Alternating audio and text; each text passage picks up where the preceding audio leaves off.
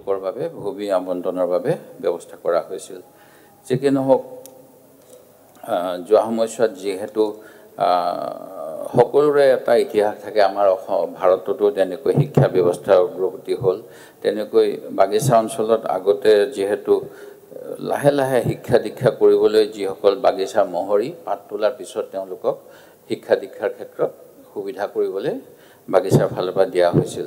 কিন্তু স্বাধীনতাৰ পিছত অসমৰো ক্ষেত্ৰত দেখা যায় যে প্ৰায় বেছিভাগ অঞ্চলতেই চৰকাৰে স্কুলসমূহ লৈ লৈছিল। মাত্ৰ দুখনমান জিলাত বোধকৰো বাকী আছিল। আজি সেইখিনি শেহতীয়াকৈ চৰকাৰে কৰি এই গোটেই ব্যৱস্থাটো শিক্ষা দীক্ষাৰে তেওঁলোকক নিবলৈ যত্ন কৰিছে। আৰু ইয়াৰ মাজৰ পৰাই বহুত অধ্যাপক, চিকিৎসক, অসমৰ এজন বিখ্যাত নিউৰো ডক্টৰো চাহ জনজাতি সম্প্ৰদায়ৰ, যাক লৈ আমি গৌৰৱ কৰিব পাৰোঁ, মুখ্য সচিব পৰ্যায়ৰ বা লোকসেৱা আয়োগৰ সদস্য, এনেকৈ যোৱা সময়ছোৱাত তেখেতসকলে শিক্ষা দীক্ষাৰে আগবাঢ়ি যথেষ্টখিনি আগুৱাই গৈছে। তথাপিতো এই সমস্যা বহুতখিনি আছিল আৰু সেই কথাটো আমি স্বীকাৰ কৰিব লাগিব।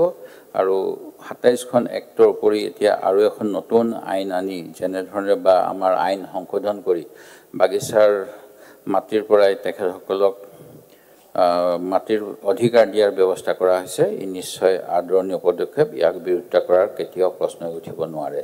যদিও পূৰ্বতে এনেকুৱা প্ৰচেষ্টা লোৱা হৈছিল, গুৱাহাটী হাইকোৰ্টৰ কেছ বা আছাম ৰেভিনিউ বৰ্ডৰ কেছৰ বাবে চৰকাৰৰ বিপক্ষে ৰায় যোৱাত কিছু ক্ষেত্ৰত ইয়াৰ ক্ষেত্ৰত বাধা আহিছিল। মই ভাবোঁ এনেকুৱা ধৰণৰ বাধা নাহিব আৰু গোটেই আইনখনে যি উদ্দেশ্য লৈ কৰা হৈছে সেইখিনি সফল হ'ব।